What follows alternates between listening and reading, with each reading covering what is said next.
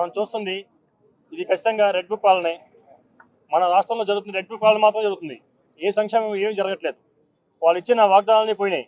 కేవలం ఆ పుస్తకం, ఎర్ర పుస్తకం, రెడ్ బుక్, అదే పాలన జరుగుతుంది.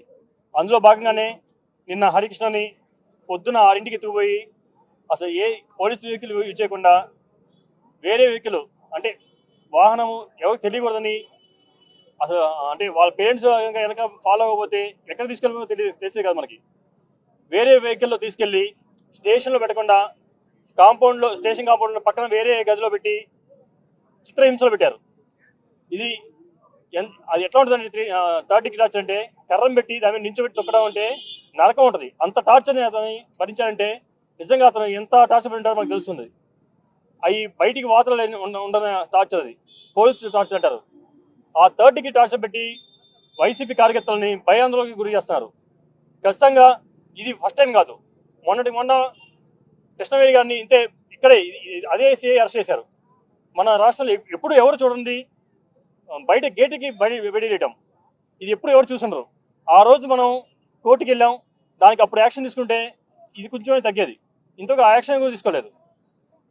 దయచేసి పై అధికారులని, మన డిస్ట్రిక్ట్ ఎస్పీ గారిని, డిఎస్పీ గారిని ఇది గమనించి ఈ సిఐ భాస్కర్ గారి మీద యాక్షన్ తీసుకోమని చెప్తున్నాం. ఇది ఫస్ట్ది సెకండ్ది కాదు.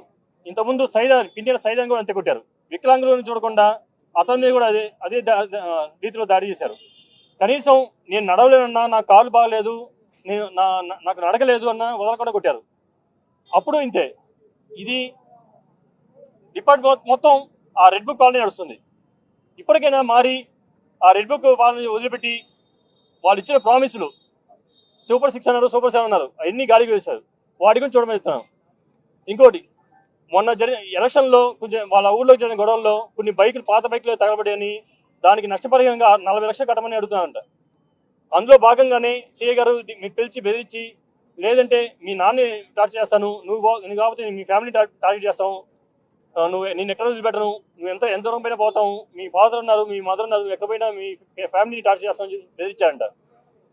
ఇది అదే అండి రౌడీజమా లేదా పోలీసులు అర్థం కావట్లేదు. ఖచ్చితంగా వీళ్ళని చేసిన వాళ్ళు మాత్రం ఎప్పుడు ఇదే పాలన ఉండదుగా, పాలన మారుద్దిగా.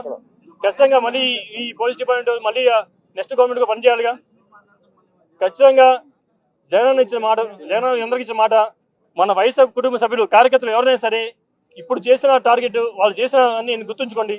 ప్రతి ఒక్కటి వాళ్ళకి రూపాయికి తిరిగిస్తాం ఖచ్చితంగా. కార్యకర్తలందరికీ ఇదే చెప్తున్నాం. పార్టీ మీకు అందరికి అండగా ఉంటుంది. ఖచ్చితంగా హైకోర్టుకి అయితే సుప్రీంకోర్టుకి అయినా సరే మిమ్మల్ని కాపాడుకుంటాం. అందరూ కలిసికట్టుగా ఉంటే ఎవరు ఏం చేయలేరు.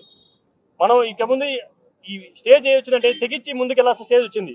ఖచ్చితంగా అందరూ దేనికైనా తెగించి ఉండే స్టేజ్ వచ్చింది. అది మనం అందరం కలిసి కట్టుగా చేసుకుందాం. ఎంతకైనా సరే హైకోర్టు కానీ సుప్రీంకోర్టు మన లీగల్ గట్టిగా ఉంది. అందరం కూర్చొని చేసుకుందాం. ఎవరిని వదిలిపెట్టాం. ప్రతి ఒక్కరికి మా పార్టీ తరఫున అందరూ అండగా ఉంటామని మనస్ఫూర్తి అందరూ తెలియజేస్తున్నాం. నిన్న తెల్లవారుజామున 4 గంటలకి పోలీసు వారు వారి వాహనంలో కాకుండా ప్రైవేటు వాహనంలో ఒక వ్యక్తిని కిడ్నాప్ చేయడం అనేది పోలీసు వాళ్లే కిడ్నాప్ చేసి జరగటం ఈ కాన్స్టిట్యున్సీలో, ఈ పల్నాడు జిల్లాలో మొదటిసారిగా. కేసు పెట్టచ్చు, కానీ కేసు కట్టకుండా వాళ్ళని కిడ్నాప్ చేసి ప్రైవేటు వాహనంలో తీసుకెళ్లి అతన్ని దారుణంగా కొట్టడం జరిగింది. అంతేకాకుండా ఈ హరికృష్ణని మ్యాజిస్ట్రేట్ గారి ముందు హాజరుపరిచినప్పుడు కూడా నన్ను కొట్టారమ్మా అని కూడా చెప్పారు. జడ్జి గారికి కూడా చెప్పడం జరిగింది. ఆయన స్టేట్మెంట్ కూడా రికార్డ్ చేశారు. అంతకు ముందు ఇదే జడ్జి గారి దగ్గర ఇదే సిఐ గారు ఆల్రెడీ పాలేటి కృష్ణవేణి కేసులో కూడా ఇతను హెరాస్ చేస్తున్నాడని చెప్పడం ఇది రెండోసారి, అతని మీద రెండోసారి జరుగుతూ ఉంది. కాబట్టి ఇలాంటి వాటిలో ఇదే మ్యాజిస్ట్రేట్ గారు 2 సార్లు స్టేట్మెంట్ రికార్డ్ చేయడం జరిగింది. నిన్న కూడా వాళ్ళు హాస్పిటల్కి తీసుకెళ్లిన తర్వాత కూడా ఆ రిపోర్టును కోర్టు వారు నమ్మకుండా మళ్ళీ గవర్నమెంట్ హాస్పిటల్కి రిఫర్ చేశారు. గవర్నమెంట్ హాస్పిటల్ నుంచి మళ్ళీ అన్ని టెస్టులు చేసిన తర్వాత తీసుకొచ్చారు. దాని మీద కూడా ఆ రిపోర్టు మీద కోర్టు వారు రికార్డ్ చేసిన స్టేట్మెంట్ మీద కూడా మేము హైకోర్టుకు వెళ్తున్నాము. అంతేకాకుండా కేసులు పెట్టచ్చు, కానీ ఇలా మానిటరీ బెనిఫిట్ కోసం ఆల్రెడీ కేసులు ఎలక్షన్ టైంలో పెట్టుకున్నారు. ఆ కేసులను అలా ఉంచేసి దానిలో వాళ్ళు ఏదో లాభం పొందాలని, డబ్బులు కావాలి అని చెప్పేసి ఇల్లీగల్గా ఇలా ప్రైవేటు వాహనాల్లో తీసుకొచ్చి ఇలా హింసించడం, ఫ్యామిలీ మెంబర్స్ అందరినీ ఎమోషనల్గా బ్లాక్మెయిల్ చేయటం, ఇలా జనాలందరూ నిన్న ఒకేసారి అలా స్టేషన్ ముట్టడించేటప్పటికి ఈ కాన్స్టిట్యున్సీలో ఉన్న పోలీసు మొత్తం బెటాలియన్ అంతా దించడం వల్ల నిన్న మ్యాజిస్ట్రేట్ గారి దగ్గర హాజరుపరచడం జరిగింది. లేదు అంటే ఇతని మీద 2-3 రోజులు ఉంచి హరాస్ చేసేవాళ్ళు. నేను వెళ్ళాను లోపలికి, అతను నడవలేని పరిస్థితుల్లో కూడా ఉన్నాడు. జడ్జి గారు ఎదుట కూడా ఇలా హెరాస్ చేశారని చెప్పారు. దీని మీద ఇలా మానిటరీ బెనిఫిట్ కోసం ఆల్రెడీ కేసులు ఎలక్షన్ టైంలో పెట్టుకున్నారు. ఆ కేసులను అలా ఉంచేసి దానిలో వాళ్ళు ఏదో లాభం పొందాలని, డబ్బులు కావాలి అని చెప్పేసి ఇల్లీగల్ గా ఇలా ప్రైవేటు వాహనాల్లో తీసుకొచ్చి ఇలా హింసించడం, ఫ్యామిలీ మెంబర్స్ అందరినీ ఎమోషనల్ గా బ్లాక్ మెయిల్ చేయటం, ఇలా జనాలందరూ నిన్న ఒకేసారి అలా స్టేషన్ ముట్టడించేటప్పటికి ఈ కాన్స్టిట్యున్సీలో ఉన్న పోలీసు మొత్తం బెటాలియన్ అంతా దించడం వల్ల నిన్న మ్యాజిస్ట్రేట్ గారి దగ్గర హాజరుపరచడం జరిగింది. లేదు అంటే ఇతని మీద 2-3 రోజులు ఉంచి హరాస్ చేసేవాళ్ళు. నేను వెళ్ళాను లోపలికి, అతను నడవలేని పరిస్థితుల్లో కూడా ఉన్నాడు. జడ్జి గారు ఎదుట కూడా ఇలా హెరాస్ చేశారని చెప్పారు. దీని మీద లేదు అంటే ఇతని మీద 2-3 రోజులు ఉంచి హరాస్ చేసేవాళ్ళు. నేను వెళ్ళాను లోపలికి, అతను నడవలేని పరిస్థితుల్లో కూడా ఉన్నాడు. జడ్జి గారు ఎదుట కూడా ఇలా హెరాస్ చేశారని చెప్పారు. 4ంటికి వచ్చిండ్రు సార్. 4ంటికి వచ్చి తండ్రి కొడుకుని ఇద్దరిని చేసుకొస్తారు సార్. ఈ లోపల మేము ఇద్దరం అయితే రామని మన్నాయని తీసుకొని వచ్చినాం సార్. మన్నాయని తీసుకొచ్చిన తర్వాత స్టేషన్ దగ్గరికి వచ్చినాం. ఓర్లేరు కానిస్టేబుల్ ఉన్నాడు. లోన్ కూర్చోబెట్టిన పిల్లగాన్ని.